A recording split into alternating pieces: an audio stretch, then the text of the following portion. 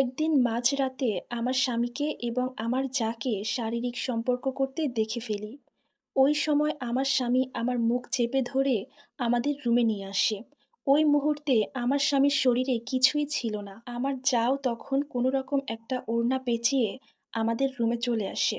আমার স্বামী তখন আমার মুখ চেপে ধরে আমার যাকে বলে, যাও বটে নিয়ে আসো। আমার যা বটে নিয়ে আসলো। তখন আমাকে আমার স্বামী ভয় দেখিয়ে বলল, কোনোদিন যদি এই কথা কাউকে বলিস তাহলে তোকে জানে মেরে দিব। ওই মুহূর্তে মৃত্যুর ভয়ে আমি কিছুই বলতে পারিনি।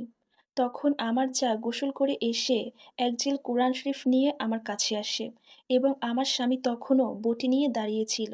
আমাকে কোরআন ধরে বলতে বলে আমি যেন এই কথা কাউকে না বলি। জানির ভয়ে আমিও বললাম আমি কাউকে বলবো না। আমি তখন এতটাই বোকা ছিলাম যে কাউকে এই কথা বলি নাই। নামাজ পড়ে শুধু আল্লাহকে বলতাম। আমার ভয় ছিল, আমি কুরআন ধরে শপথ করেছি। যাই হোক, পরের দিন সকালে উঠে দেখি সবকিছু নরমাল। এমন ভাব করতেছিল যেন কিছুই হয়নি। এর কিছুদিন পর জানতে পারলাম আমার যা বেবি কনসিভ করেছে। আর এই কথাটা শুনে আমার ভাসুর তো মহা খুশি।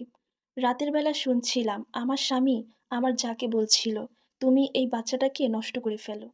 তখন আমার যা বলল, পরপর ৩টা বাচ্চা নষ্ট করেছি, আর কত নষ্ট করব? এটা রেখে দেই। তোমার ভাইয়ের বলে চালিয়ে দিব। এটা নিয়ে আমার স্বামীর সাথে আমার জায়ের ঝগড়া শুরু হয়ে গেল। এখন আমার যা আগের মতো আমার সাথে আর ঝামেলা করে না। দেখতে দেখতে আমার জায়ের প্রেগন্যান্সির ৭ মাস চলে।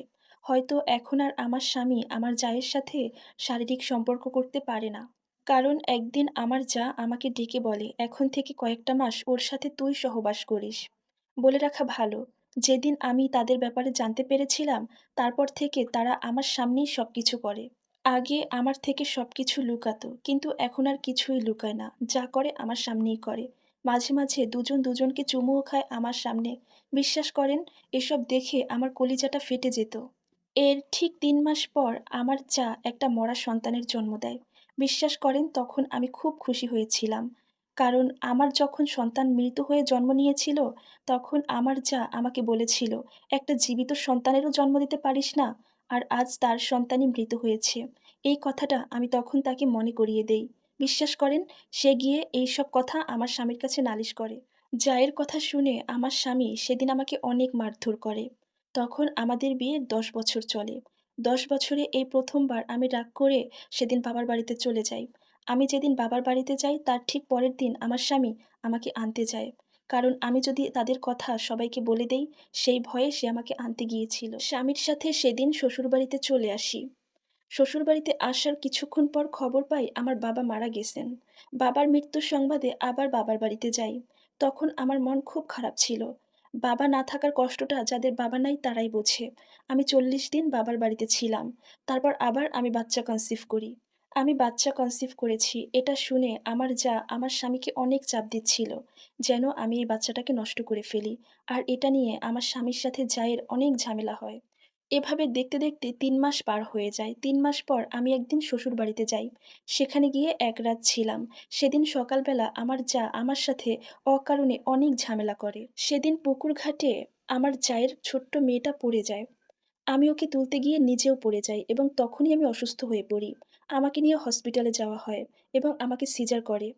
আমার এই বাচ্চাটাও পেটের মধ্যেই মারা যায়। আমি ১৫ দিন হসপিটালে ছিলাম।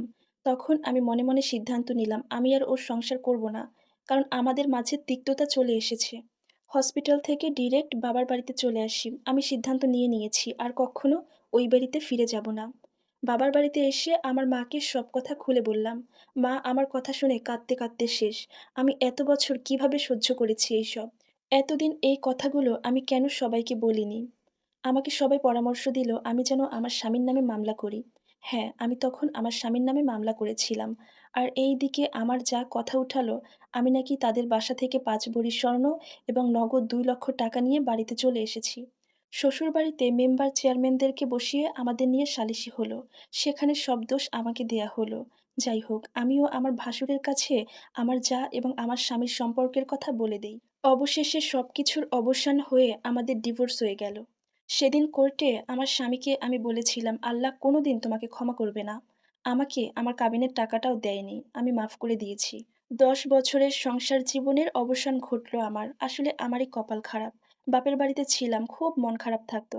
তখন আমার মা আমাকে অনেক সাপোর্ট দিয়েছে।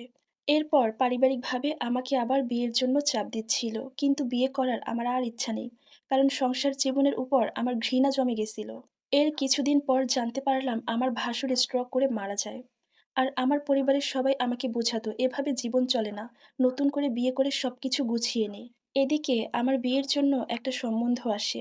লোকটার বয়স ৬০ বছর। বউ মারা গেছে। তার ২ টা ছেলে আছে। ওমানেই ব্যবসা করত। রাজি ছিলাম না বলে ফিরিয়ে দিয়েছি। এরপর চারদিক থেকে আমার বিয়ের সম্বন্ধ আসতে থাকে। কিন্তু আমি রাজি ছিলাম না। এর ১ বছর পর ওই লোকটা ওমান থেকে আসে এবং আমাকে দেখতে আসে আমাদের বাড়িতে। সে আমাকে দেখে বলে, "আমার ১ম বউকে আমি কক্ষনো ভুলতে পারব না। কিন্তু তোমাকে ভালোবাসারও কোনো কমতি রাখব না। তোমাকে একটা কথা দিতে হবে। তুমি আমার ছেলে ২ টাকে দেখে রাখবে।" ওনার চোখের ভাষা আমি বুঝতে পারি। আমি এই বিয়েতে রাজি হই। এই সংসারেও যা আছে আমার। কিন্তু আমি তাকে নিজের চাইতেও বেশি ভালোবাসি। এর ১ বছর পর আমরা ওমানে চলে আসি। উনি আমাকে এত ভালোবাসে, আমি আমার আগের জীবনের কথা ভুলেই গেছি।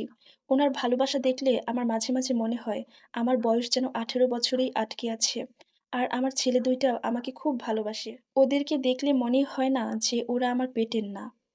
আমরা আর বাংলাদেশে যাইনি। তবে শুনেছি আমার আগের জা নাকি আমার প্রাক্তন স্বামীকে বিয়ে করেছে। শুনেছি আমার জায়ের নাকি জরায়ু ক্যান্সার হয়েছে। আর কিছু জানি না। তবে আল্লাহর কাছে আগে অনেক অভিযোগ করতাম। কিন্তু এখন শুকরিয়া আদায় করি। আগে কষ্ট সহ্য না করলে হয়তো এই দিনটা আমি দেখতাম না। কিন্তু আমার ছেলে ২ টা এখন আমাকে পাগল করে দিচ্ছে। ওদের নাকি বোন লাগবে। আমার বড় ছেলের বয়স ২২ বছর, ছোট ছেলের বয়স ১৮ বছর। আলহামদুলিল্লাহ, সুখে পরিপূর্ণ আমার এই সংসার। সবাই আমাদের জন্য দোয়া করবেন। আর এই সম্পূর্ণ স্টোরিটা একটা আপুর জীবন থেকে নেয়া, যার সাথে আমার বাস্তব জীবনের কোনো মিল নেই। ধন্যবাদ।